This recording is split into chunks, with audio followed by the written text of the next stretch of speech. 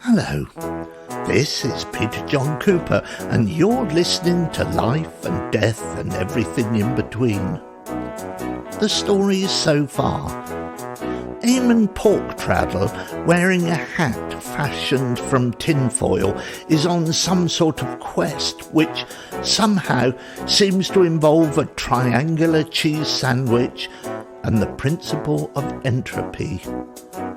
This may just go some way towards explaining the tragedies that seem to beset this little seaside town. Gloria Swanson, the town mayor, is having her hair done in preparations for tonight's town planning meeting. Porktraddle has acquired a £5 note and is trying to get drunk again following a dreadful accident on the cliffs.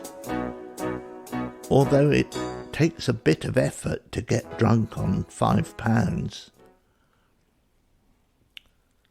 Life and Death and Everything in Between by Peter John Cooper, with music by Julian Harrow. Starring Julian Harrow as Eamon Porktraddle. Episode 8, Launderette.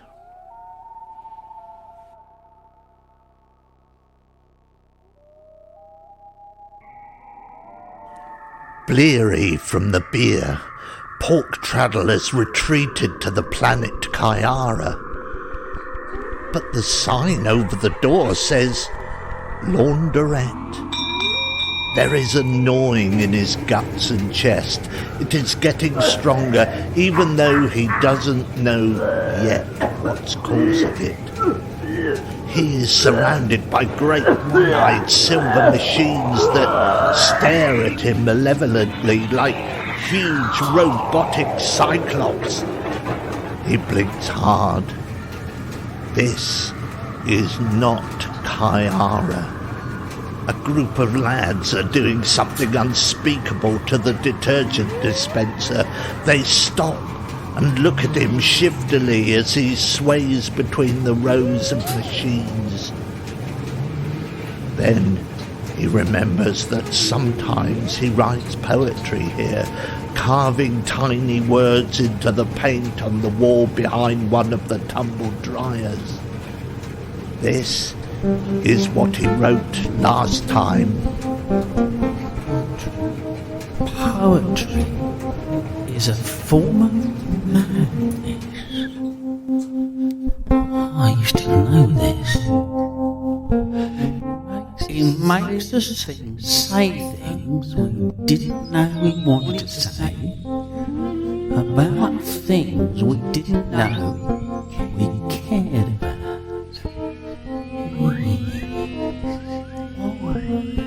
Why, in the vastness of eternity, are we sometimes alive and most of the time not alive? What was it? Chaos mathematics says that even by running the simplest of formulae, there is no way of predicting an outcome. Results branch and spiral round and round. There are no straight paths from here to here. And entropy decrees that there is no way of retracing the steps that were made to get here. We're here, and we're stuck here like a dirty vet in a tumble dryer with a dial turned to eternity setting. And if we don't understand, if we can't find some sort of explanation, are we right to be angry? Can we afford not to be angry at a universe that seems so different to us. More than that keeps changing the rules. A universe that treats us with utter contempt and leaves us feeling something from certainty to uncertainty. Newton, Einstein, Heisenberg, Newton, Einstein, Heisenberg.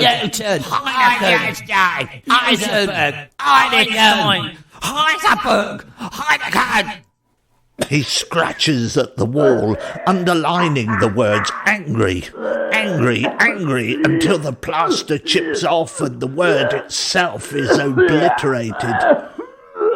He doesn't notice that the lads, who are keeping their eyes firmly fixed on him while edging towards the door, the gnawing at his innards is like a nest of rats.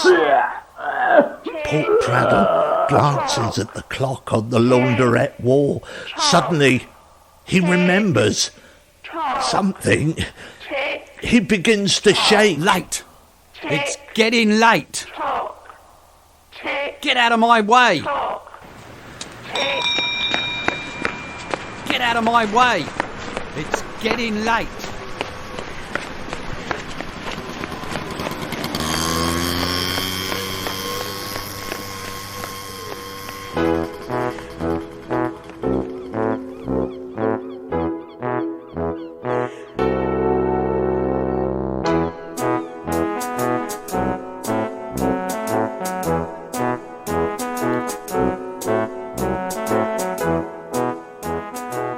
Well, it looks as though Porktraddle may be on his way to a solution to his problems.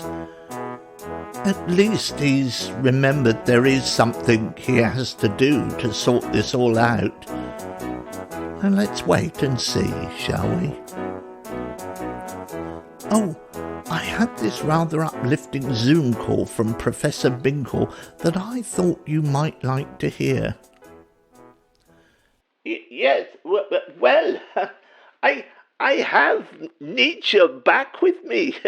She is a little shaken up, but otherwise fine.